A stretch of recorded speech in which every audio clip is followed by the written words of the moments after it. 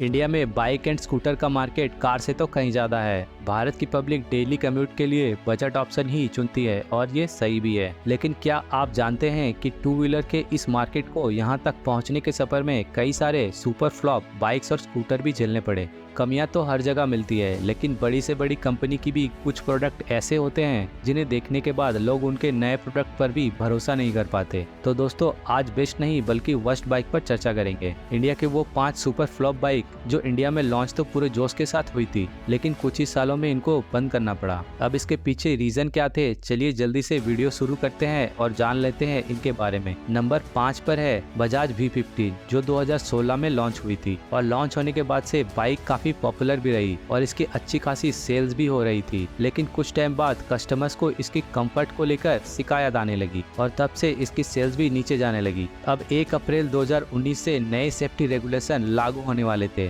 जिसमें कि 150 सीसी और उसके ऊपर के बाइक्स में ABS कंपलसरी कर दिया गया था, जो कि बजाज V15 में मिसिंग था और इस बाइक को डिसकंटिन्यू करने के पीछे ये भी एक बड़ा रीजन था। लेकिन सच्चाई तो फिर भी यही है कि इसकी सेल्स बहुत ज्यादा गिर गई थी। इसी वजह से बजाज V15 को डिसकंटिन्यू करना पड़ा। इस प्रीमियर कम्यूटर बाइक में 149.5 सीसी का air cooled single cylinder engine दिया गया था। उस टाइम पर इसकी एक्स शोरूम प्राइस 65,625 रुपए थी, लेकिन नए सेफ्टी रेगुलेशन लागू होने से पहले यानी 1 अप्रैल 2019 को इसको ऑफिशियली डिसकंटिन्यू कर दिया गया।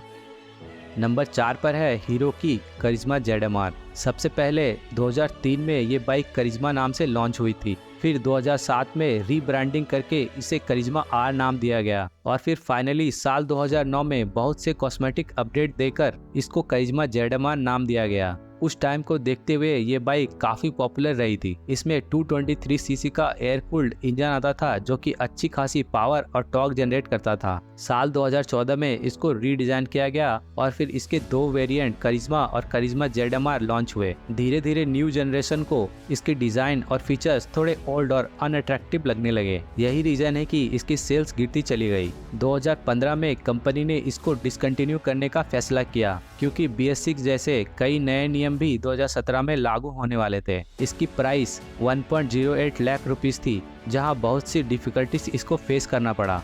दोस्तों, अब ये बाइक एक बार फिर से चर्चा में बनी हुई है, क्योंकि इंडिया की सबसे बड़ी बाइक मैन्युफैक्चरर कंपनी हीरो अब करिश्मा को लॉन्च करने वाली है। नंबर 3 पर है होंडा CBF स्टनर, जो कि एक हल्की स्पोर्ट बाइक थी और इसे 2008 में लॉन्च किया गया था। बाइक को पूरी तरह से न्यू जनरेशन को ध्यान में रखकर डिजाइन किया गया था, लेकिन फिर भी ये बाइक उतनी सेल नहीं हो पाई। अब कम सेल होने का रीजन इसकी हाई प्राइस, लो परफॉर्मेंस और लो फ्यूल एफिशिएंसी हो सकता है। जैसे कि आप सभी को पता होगा कि साल 2011 में जब हीरो और होंडा सेपरेट हुए थे, तब हीरो ने इस सेम बाइक पर बेस्ड हीरो इग्निटर को लॉन्च किया था, जिसने यंग कस्टमर्स को काफी अट्रैक्ट किया था, क्योंकि इसकी प्राइस होंडा स्टनर से कम रखी गई थी। और फिर CBF स्टनर की सेल्स गिरती चली गई। इसमें 124.7 सीसी का इंजन यूज होता था, जहां इसकी एक्स शोरूम प्राइस 58,000 रुपीस थी। तो लो परफॉर्मेंस और लो फ्यूल एफिशिएंसी और प्राइस यही मेन रीजन रहे जिनके चलते ये बाइक इंडिया में फ्लॉप रही।